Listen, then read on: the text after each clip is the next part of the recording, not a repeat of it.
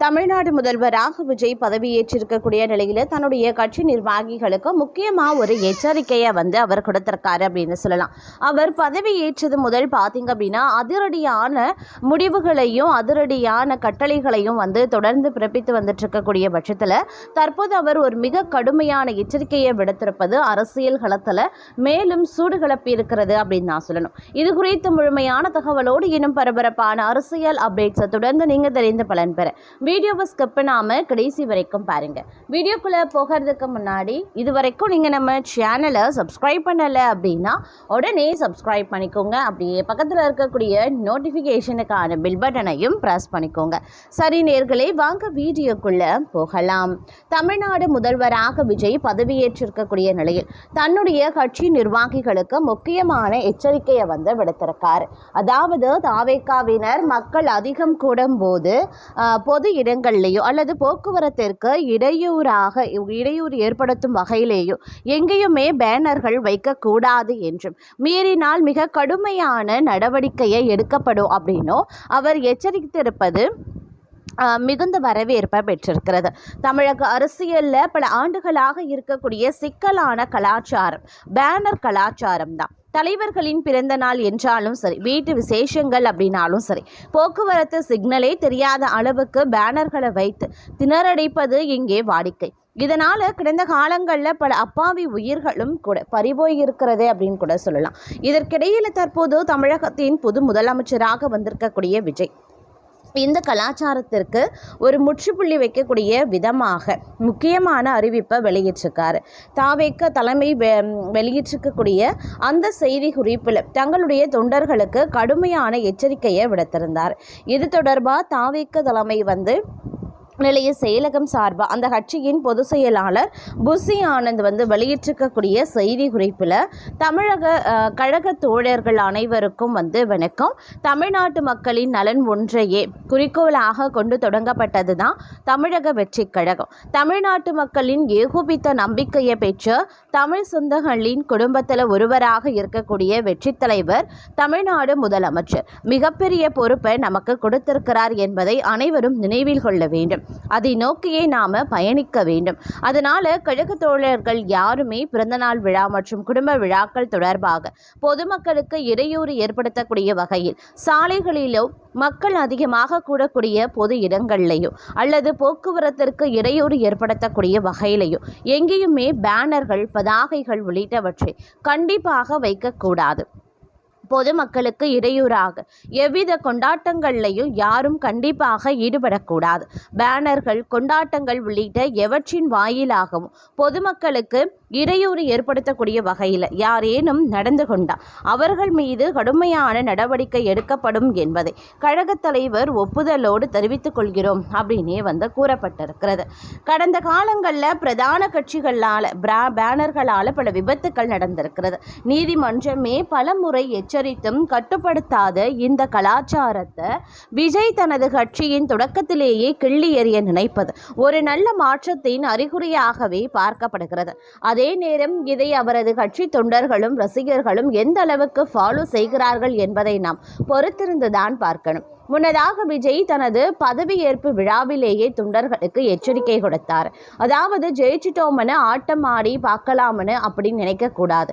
அப்படி ஏதாவது உங்கள் மனசில் இருந்தால் அதை உடனே அழிச்சிடுங்க. அங்கே ஒரு பவர் சென்டர், இங்கு ஒரு பவர் சென்டர் என இல்லை, ஒரே பவர் சென்டர் தான் இருக்கிறது, அது நான் தான் என கூறியிருந்ததும் குறிப்பிடக்கூடிய ஒரு விஷயமாகவே பார்க்கப்பட்டு வருகிறதுங்க.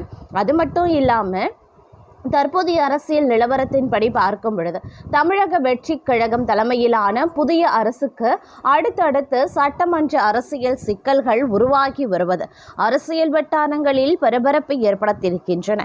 ஒரு பக்கம் நம்பிக்கை வாக்கெடுப்பை எதிர்கொள்ள தயாராகி வரும் நிலையில் மறுபக்கம் தாவிக எம்எல்ஏக்கள் தொடர்பான வழக்குகள் விஜய்க்கு சிக்கலை ஏற்படுத்தியுள்ளது. ஏற்கனவே திருப்பத்தூர் எம்எல்ஏ சீனிவாச சேதுபதி நம்பிக்கை வாக்கெடுப்பில் பங்கேற்க நீதிமன்றம் தடை விதித்திருக்கும் நிலையில் தற்போது சேலம் மேற்கு தொகுதி தாவேக்க எம்எல்ஏ லட்சுமணனுக்கு எதிராக ஆளுநரிடம் மனு அளிக்கப்பட்டிருந்தது. தமிழக சட்டமன்ற தேர்தலில் 108 இடங்களில் வெற்றி பெற்ற தாவேகா முழுமையான பெரும்பான்மை இல்லாததால் காங்கிரஸ், விடுதலை சிறுத்தைகள், இந்திய கம்யூனிஸ்ட், மார்க்சிஸ்ட் கம்யூனிஸ்ட் உள்ளிட்ட கட்சிகளின் ஆதரவுடன் ஆட்சியை அமைத்திருந்தது. இதற்கிடையே திருச்சி கிழக்கு தொகுதியில் வெற்றி பெற்றிருந்த விஜய் தனது சட்டமன்ற உறுப்பினர் பதவியை ராஜினாமா செய்ததால் தற்போது தாவேகாவின் பலம் 107 உள்ளது. இந்த சூழல்ல தான் நாளை நடைபெற இருக்கக்கூடிய நம்பிக்கை வாக்கெடுப்பு மிக முக்கியமானதாகவே பார்க்கப்படுகிறது. ஆனால் அதற்கு முன்பாகவே தாவேகா எம்எல்ஏக்கள் தொடர்பாக 2 பெரிய சர்ச்சைகள் வெடித்திருக்கின்றன. அதில் முதன்மையானது திருப்பத்தூர் தொகுதி விவகாரம். சிவகங்கை மாவட்டம் திருப்பத்தூர் தொகுதியில் தாவேகா சார்பில் போட்டியிட்டு சீனிவாச திமுக வேட்பாளரும் முன்னாள் அமைச்சருமான KR பெரியகருப்பனை வெறும் ஒரு வாக்கு வித்தியாசத்தில் தோற்கடித்தார். இதனை எதிர்த்து பெரியகருப்பன் சென்னை உயர்நீதிமன்றத்தில் வழக்கு தொடர்ந்தார். தனது தொகுதிக்கான ஒரு தபால் வாக்கு தவறுதலாக வேறு சிவகங்கை மாவட்டம் திருப்பத்தூருக்கு பதிலாக திருப்பத்தூர் மாவட்டம் திருப்பத்தூர் தொகுதிக்கு அனுப்பப்பட்டதாகவும் அதனால் தேர்தல் முடிவு மாறியிருக்கலாம் என்றும் அவர் குற்றம் சாட்டினார். இதையடுத்து மறுவாக்கு எண்ணிக்கை நடத்த வேண்டும் என்றும் வழக்கு முடியும் வரை சீனிவாச சேதுபதி நம்பிக்கை வாக்கெடுப்பில் பங்கேற்க கூடாது என்றும் கோரிக்கை வைத்தார். இந்த வழக்கை விசாரித்த நீதிமன்றம் இடைக்கால உத்தரவாக நம்பிக்கை வாக்கெடுப்பில் சீனிவாச சேதுபதி பங்கேற்க தடை விதித்துள்ளது. மேலும் வாக்கு எண்ணிக்கை தொடர்பான அனைத்து ஆவணங்களையும் பாதுகாப்பாக வைத்திருக்க தேர்தல் அதிகாரிகளுக்கு உத்தரவிடப்பட்டுள்ளது. ஒரே ஒரு வாக்கு கூட அரசின் நிலையை தீர்மானிக்கும் சூழலில் நீதிமன்றம் கவனமாக அணுக வேண்டிய அவசியம் இருப்பதாகவும் நீதிபதிகள் கருத்து தெரிவித்துள்ளனர். இதற்கிடையே சேலம் மேற்கு தொகுதியில் வெற்றி பெற்ற தாவேகா எம்எல்ஏ லட்சுமணனுக்கு எதிராகவும் புதிய புகார் எழுந்துள்ளது. அவர் தனது வேட்புமனுவில் புதிய தகவல்களை மறைத்துள்ளதாக ஆளுநரிடம் மனு அளிக்கப்பட்டுள்ளது. சுயேட்சை வேட்பாளரான மனோகர் அளித்துள்ள புகாரில் காவல் ஆய்வாளராக பணியாற்றிய காலத்தில் லஞ்ச வழக்கில் சிக்கி பணி நீக்கம் செய்யப்பட்ட விவரத்தை லட்சுமணன் வேட்புமனுவில் குறிப்பிடவில்லை என்றும் குற்றம் சாட்டப்பட்டுள்ளது. இதனால் அவரை சட்டமன்ற உறுப்பினர் பதவியில் இருந்து தகுதி நீக்கம் செய்ய வேண்டும் என்று கோரப்பட்டுள்ளது. இந்த 2 விவகாரங்களும் தற்போது தாவேகா அரசுக்கு புதிய தலைவலியாக மாறியுள்ளன. குறிப்பாக நம்பிக்கை வாக்கெடுப்புக்கு முன்பாகவே இந்த பிரச்சனைகள் எழுந்திருப்பது அரசியல் பரபரப்பை அதிகரித்துள்ளது. ஒருபுறம் பெரும்பான்மையை நிரூபிக்க வேண்டிய அழுத்தம், மறுபுறம் நீதிமன்ற வழக்குகள் மற்றும் தகுதி நீக்க கோரிக்கைகள் என தாவேகா அரசு முதல் வாரத்திலேயே கடுமையான அரசியல் சோதனைகளை சந்தித்து வருவதும் குறிப்பிடக்கூடிய ஒரு விஷயமாகவே பார்க்கப்பட்டு வருகிறது. அது மட்டுமின்றி தமிழக அரசின் மிக முக்கியமான துறையான நிதித்துறையின் புதிய செயலாளராக அனுபவம் வாய்ந்த IAS அதிகாரி MA சிந்திக் நியமிக்கப்பட்டுள்ளது நிர்வாக ரீதியாக மிகுந்த முக்கியத்துவத்தை பெற்றுள்ளன. 1995 ஆண்டு IAS பிரிவைச் சேர்ந்த இவர் சென்னை IITயில் BTech பட்டம் பெற்ற ஒரு தொழில்நுட்ப வல்லுநர் ஆவார். தனது 30 ஆண்டு கால பணியில் மாவட்ட ஆட்சியர் முதல் மத்திய அரசு பணிகள் வரை பல்வேறு பொறுப்புகளை வகித்துள்ள இவர் ஒரு தொழில்நுட்ப வல்லுநருக்கே உரிய துல்லியத்துடன் நிர்வாக முடிவுகளை எடுப்பதில் வல்லவர் என்று பெயர் பெற்றவரும் கூட.